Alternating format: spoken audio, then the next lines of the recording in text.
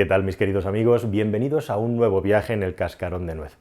Os voy a contar la verdad. Os estoy contando una historia que es la spin-off, un apéndice de la historia que yo realmente os quería contar. Estaba investigando, llevo un tiempo, sobre el asunto de WeWork y la grandísima burbuja que hay detrás de esta empresa fundada por un tal Adam Neumann junto a un americano, un emprendedor americano-israelí, que fundó este emporio del mundo del coworking, se inventó la idea esa maravillosa del coworking, que acabó resultando ser un grandísimo bluff, una burbuja que se pinchó, generando muchísima polémica y, por supuesto, dejando muchos cadáveres económicos por el camino, aunque, de nuevo, Neumann, el promotor de toda esta historia, un megalómano, quedaría para una película, y de hecho están preparando una serie de televisión en Apple TV sobre esta historia, pues daría para un vídeo, y eso es justamente lo que estaba haciendo, preparar un vídeo sobre el asunto de WeWork. Pero claro, cuando te pones a analizar cómo es posible que alguien construya algo con tantos miles de millones de dólares desde la nada, te planteas de dónde sale el dinero, de dónde lo consigue.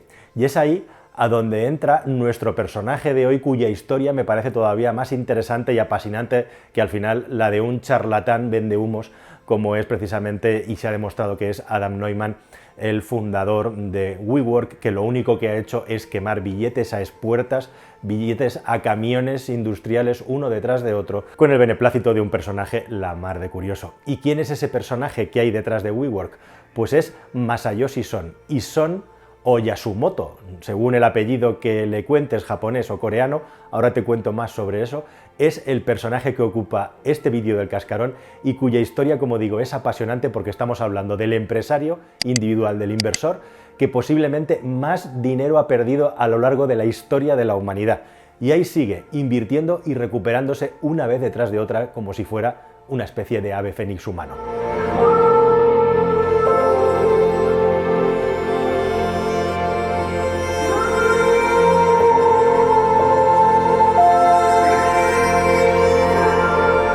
Pues sí, Masayoshi Son es el fundador de SoftBank, que realmente, aunque su nombre suene a banco de software, que es lo que significa, es un vehículo de inversión en el que él mueve el dinero que tiene en distintas empresas tecnológicas, y es algo así como una leyenda en el mundo de la tecnología. Hay personajes mucho más conocidos y famosos como Bill Gates o como el mismísimo Steve Jobs, pero Masayoshi Son es un personaje igual de trascendente e importante en lo que se refiere al desarrollo de los distintos emprendimientos más importantes que ha habido en los últimos años en el mundo de la tecnología. En muchos de ellos él ha estado detrás. Y su biografía es impresionante y apasionante. Empezando, nada más os cuento una anécdota, que con 16 años, cuando los jóvenes estamos a otras cosas, él tenía la obsesión de conocer al fundador de McDonald's en Japón.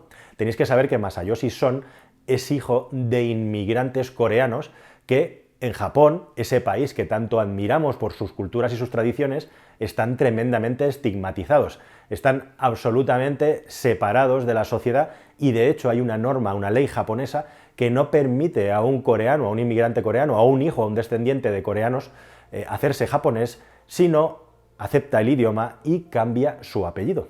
Así que Masayoshi Son durante un tiempo fue Masayoshi Yasumoto porque su familia le cambió el nombre. Pero desde luego este chico forjó su carácter en una escuela en la que no lo tuvo nada fácil porque le humillaban constantemente por ser hijo de inmigrantes, aunque parezca mentira. También en los países orientales hay una grandísima discriminación en lugar del que donde provengas, y cuenta en sus historias biográficas que lo pasó fatal. Pero eso no le amedrentó. Con 16 años, como digo, tuvo la brillante idea de proponerse conocer al fundador de McDonald's en Japón, que era alguien a quien él admiraba. Y es que realmente Estados Unidos es muy importante en la historia de Son.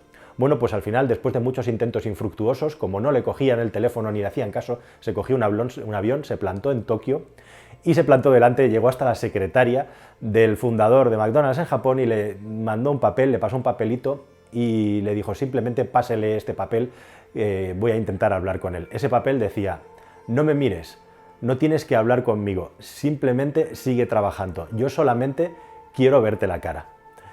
Y ese señor, ese empresario, aceptó y le dio varios consejos. Pues básicamente le recomendó que estudiara alguna carrera tecnológica y que aprendiera inglés y, si es posible, que emigrara a los Estados Unidos, porque él quería ser un empresario de éxito. Y eso hizo. Se marchó a Estados Unidos a estudiar en un instituto. Fijaos la cabezonería extrema de este señor, que sin saber inglés consiguió convencer a sus profesores de que le fueran avanzando de curso para llegar a la universidad antes, y para ello pues intentaba convencer a alguien y demostrárselo trabajando incansablemente para acelerar el proceso académico hasta llegar a la universidad, y después de varios tumbos acabó en Berkeley. Bueno, ¿cómo hizo fortuna en definitiva Son? Que ahora vuelve a tener, por cierto, su apellido coreano, Son, gracias a que su esposa se cambió el apellido al coreano para así, de esa manera, él poder mantener su apellido coreano, porque si no, no hubiera sido posible. O sea que su apellido original lo tiene de una manera indirecta gracias a que su esposa se cambió su apellido japonés. Una historia rocambolesca. Bueno, pero Son, en la universidad, estaba obsesionado con el mundo de los negocios, quería hacerse un gran empresario al estilo americano y encontró un ecosistema allí en California donde eso era posible. Y uno de sus profesores tenía un invento, es curioso que en este caso es al revés, no es la historia de Teranos que os he contado con todo detalle en este canal, es al revés. Un profesor tenía un invento muy desarrollado que era un traductor vocal, como esas agendas electrónicas que llevábamos antes, y Son se encargó de hacer un proyecto de negocio tan exhaustivo y tan bien hecho que convenció a su profesor de vender ese invento. Y lo hicieron, y el invento lo vendieron a Sharp, y lo vendieron por $1,5 millones. Y así fue como comenzó la exitosa carrera de Son en los negocios. Estamos hablando del año 1981, cuando con 24 años él funda SoftBank. Y a partir de ahí una carrera meteórica en la que se dedica básicamente a invertir en empresas de tecnología. Él está obsesionado con el mundo del PC, con el mundo de la informática y, bueno, pues tiene exactamente la misma visión que Bill Gates. Es decir, poner un ordenador en cada una de las casas particulares, algo que era completamente novedoso en aquellos tiempos. De hecho, él en sus memorias dice que durante 3 días llegó a ser más rico que Bill Gates y hacia eso apuntaba, pero llegados a ese punto se arruinó. Aquí hay 2 cosas a explicar. La primera, ¿cómo llegó a ese punto en el que se hizo multimillonario? Pues básicamente, como digo, vendiendo software y vendiendo PCs. Estableció un puente entre los Estados Unidos y Japón tecnológico, es un pionero por eso también, juntó a las 2 potencias económicas y las hizo mirarse cara a cara para hacer negocios, en eso fue un gran pionero, pero como siempre, él era un visionario y aportaba esa visión filosófica trascendental de mezclar el alma y las sensaciones y los sentimientos por encima de la razón. Había hecho ya mucho dinero y vio que el asunto de Internet y la tecnología.com era lo que venía. Y puso todos sus dineros, todos sus ahorros, todo lo que tenía en el bolsillo en distintas empresas tecnológicas, entre ellas Yahoo. Llegó la crisis de las tecnológicas, llegó la crisis del .com en el año 2000, el gran crack de la valoración de estas empresas en la bolsa, y Son perdió ni más ni menos que $63.000 millones en semejante batacazo. Es la mayor pérdida que se recuerda a un individual en una apuesta de este tipo, en una inversión de este tipo. ¿Cómo se salvó de la más absoluta ruina y bancarrota? Bueno, pues eso explica exactamente cuál es su particular forma de invertir y hacer los negocios, tan curiosa y apasionante como aparentemente loca.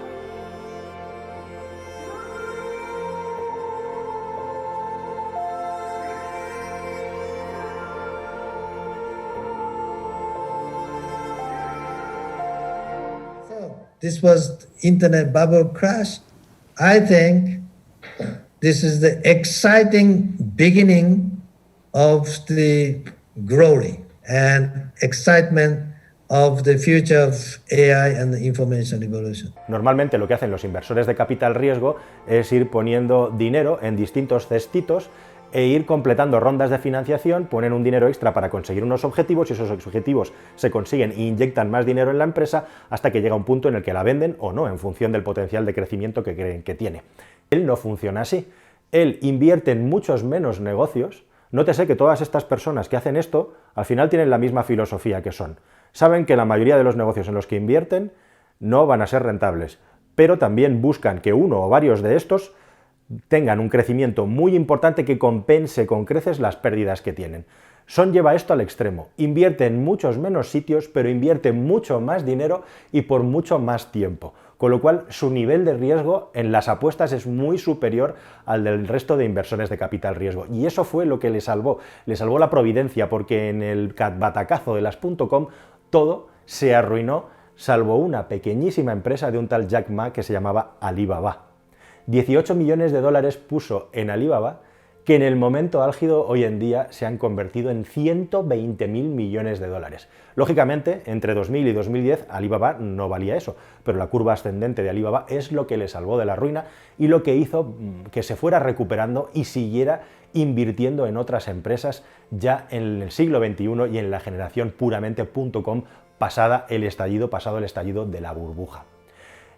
Es interesante también como él no perdía ningún tipo de negocio. Por ejemplo, ganó un montón de dinero vendiendo máquinas recreativas de Japón a Estados Unidos a particulares en sus casas, pero poco a poco fue especializando sus inversiones en proyectos.com de una manera muy particular. Es decir, él se reunía con los promotores de los negocios, con los emprendedores, y no se sentaba en una mesa a analizar hojas de Excel, a analizar números y datos. Simplemente se reúne con él, incluso pasea por las oficinas, charla y pone el dinero en aquellos que considera que tienen más visión, que son más visionarios y tiene alma. De hecho, de esa manera fue como decidió poner el dinero en WeWork, ese negocio de emprendimiento que consiste en alquilar edificios para realquilárselo a empresas o emprendedores para que convivan en un espacio en el que generar sinergias, aunque cada uno tiene su propio negocio.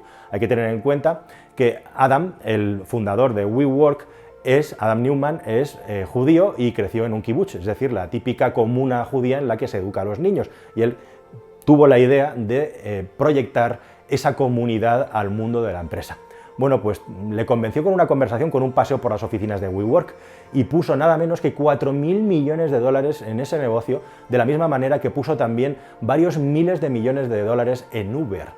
Ambos, a lo largo del tiempo, demostrándose que eran dos negocios que estaban absolutamente sobrevalorados y que le hicieron caer otra vez a uno de los mayores batacazos, el segundo mayor batacazo que ha tenido a lo largo de su carrera. De hecho, WeWork le costó otros 7.200 millones de dólares más para rescatar a la empresa porque estaba al borde de la quiebra una vez que se hizo un intento de salir a bolsa, y fue entonces cuando se descubrió el pastel de que lo único que tenía esa empresa eran excesos y unas cuentas que eran absolutamente irreales. Para no dejarla caer, porque el daño hubiera sido mayor, inyectó ahí otros 7.200 millones de dólares. Ya estamos en más de 12.000 millones de dólares, 11.000 apostados en un negocio absolutamente fallido, que lo único que ha hecho es conseguir que se hiciera rico Neumann, un personaje, como digo, que da para otro vídeo para explicaros exactamente qué es lo que hizo con WeWork, porque es alucinante. Pero bueno, con Uber pasó algo parecido. Si os fijáis, estamos hablando de proyectos a nivel universal, megalomaníacos, en los que la respuesta o el resultado, el beneficio que se puede conseguir si salen bien es máximo, y el riesgo también es máximo. Así que ya veis su forma de actuar. Se mueve por las intuiciones y va a esos visionarios, podríamos decir a los locos ingenuos, a los chiflados, a poner su dinero. Y a veces le sale bien, como le pasó, por ejemplo, con Alibaba. Por supuesto, entre medias hay otras muchas inversiones. Su fondo se hizo gigantesco y es como un acordeón, que a veces vale cientos de miles de millones de dólares y últimamente hasta 7.000 millones de dólares, prácticamente perdiendo un 90% más de su valoración por estos fiascos con Uber, con el accidente que hubo del coche y con unas pérdidas tremendas en 2020 que ponen también en tela de juicio el modelo de negocio. Pero va más allá, tiene puesto dinero en emprendimientos sobre la telepatía, sobre crear comunidades en Marte, sobre la inmortalidad. Así es como invierte el señor Son, que es una especie, como digo, de ave fénix, que en los últimos tiempos lo que ha tenido que hacer, estamos hablando de hace meses, es vender 37.000 millones de dólares de activos y de bonos de sus distintos fondos de inversión para que su empresa siga funcionando después de estos batacazos que te estoy contando. Y este es el punto en el que estamos. Son ha vuelto otra vez a la casilla de salida. Y la gran cuestión es, ¿ahora qué va a pasar? Pues eso pertenece al futuro. Vamos a ver las inversiones de Son de nuevo, por dónde van, qué es lo que consigue y qué no, y si finalmente esta especie de suerte cósmica que tiene a la hora de arriesgarse, de perderlo todo y volverse a levantar, le sigue sonriendo o definitivamente es el fin del que es posiblemente de los empresarios tecnológicos el más peculiar y también el más desconocido.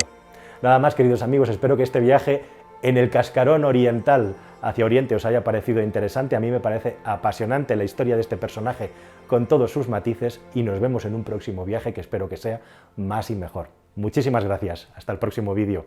No olvidéis suscribiros, por Dios. Adiós.